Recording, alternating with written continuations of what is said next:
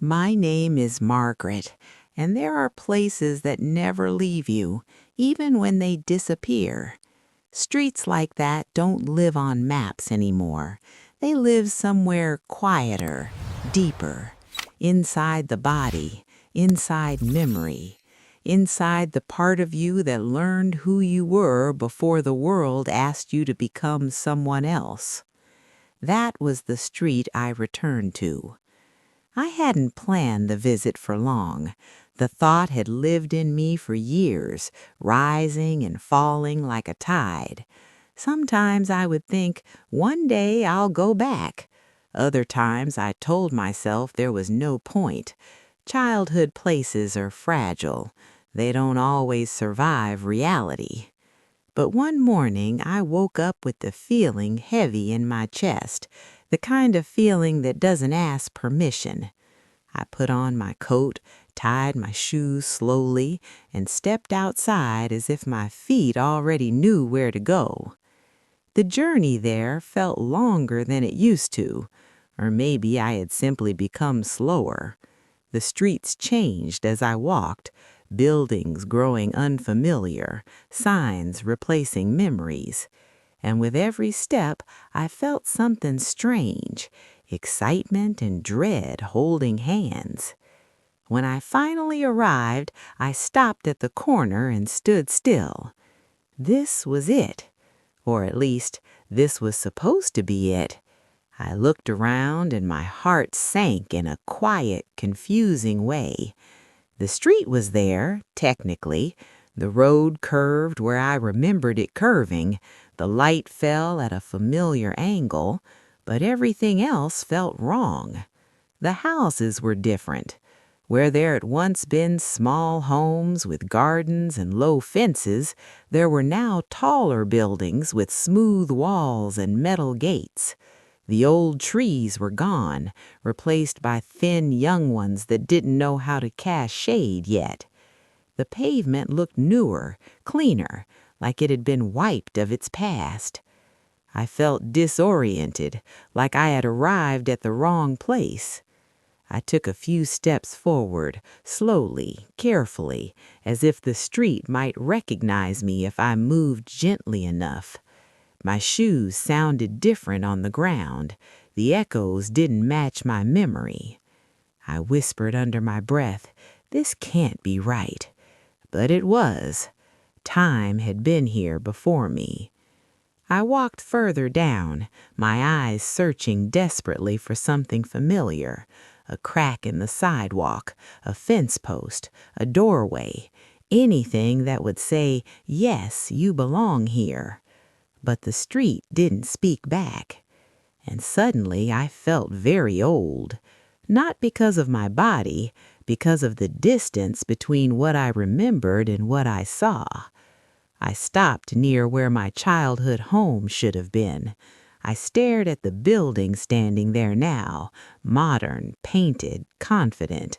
Someone else lived here. Someone else's laughter filled these rooms. Someone else's life had replaced mine. My chest tightened. This was the place where my mother used to call me inside when the sun went down. The place where my father fixed broken things with patient hands.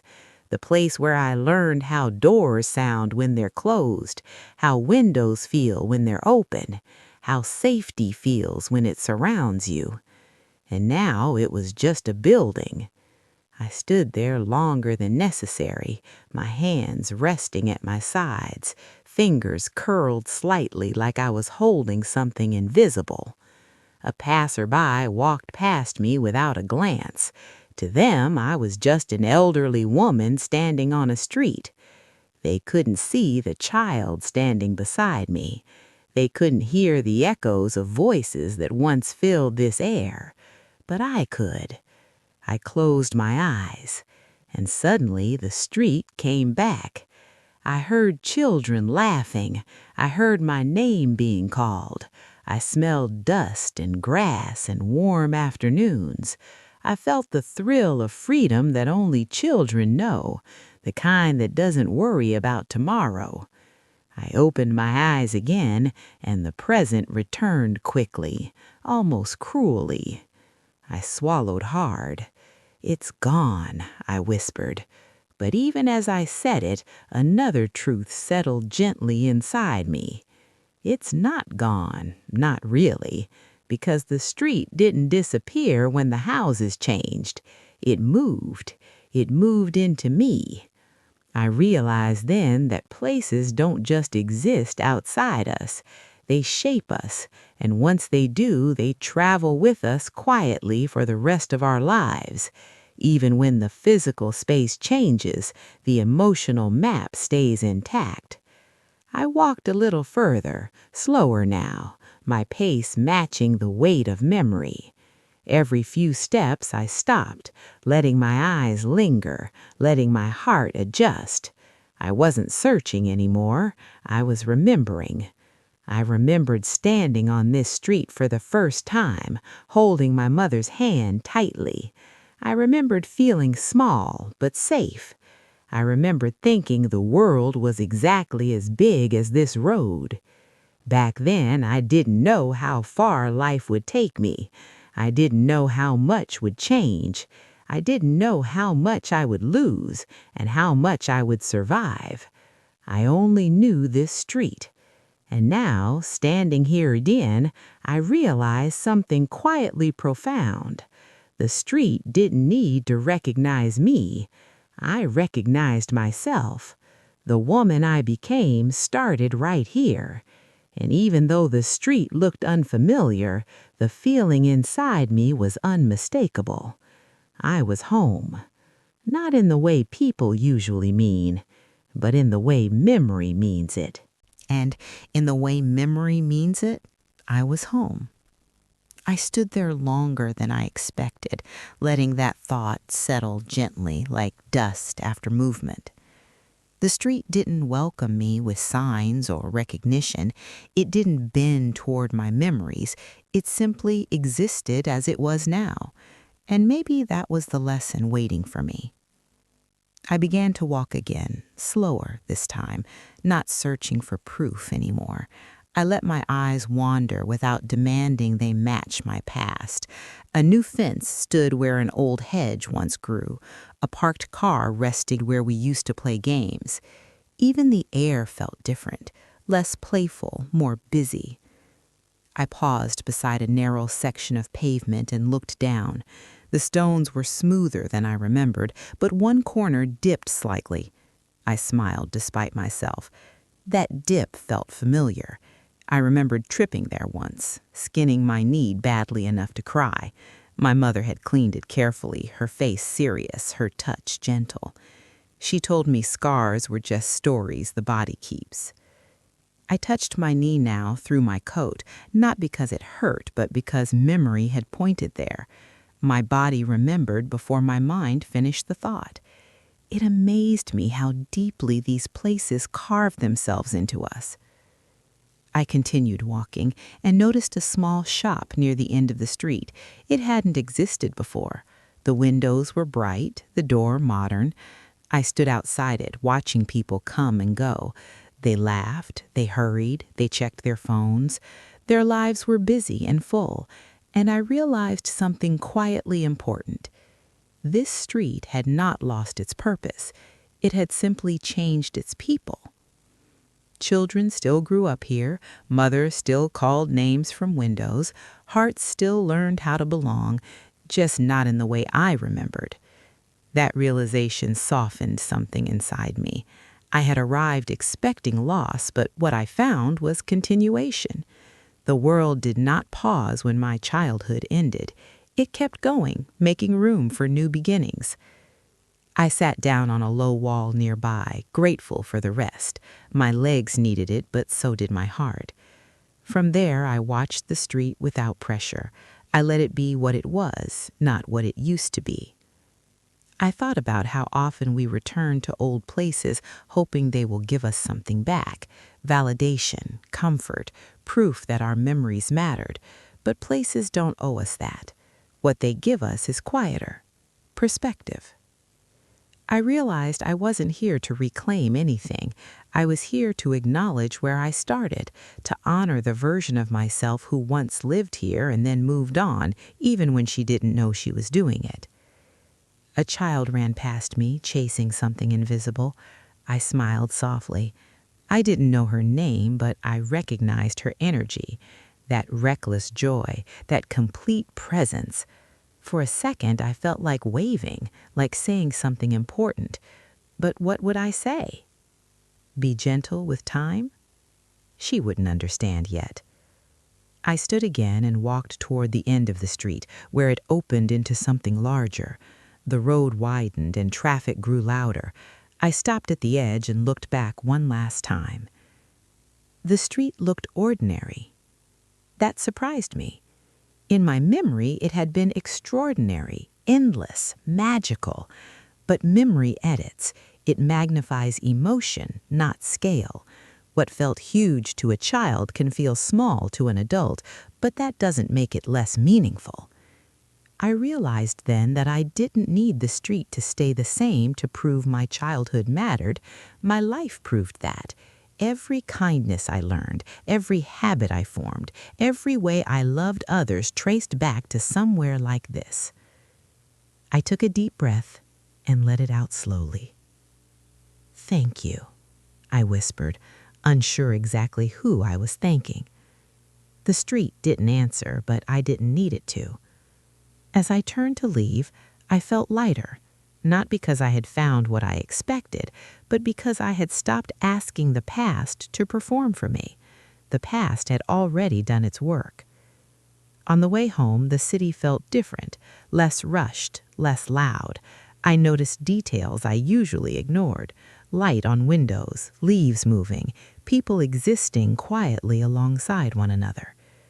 When I reached my home, I sat by the window as I always do. The familiar chair welcomed me. I rested my hands in my lap and stared outside, not at the street beyond my house, but at the space inside myself where the childhood street now lived.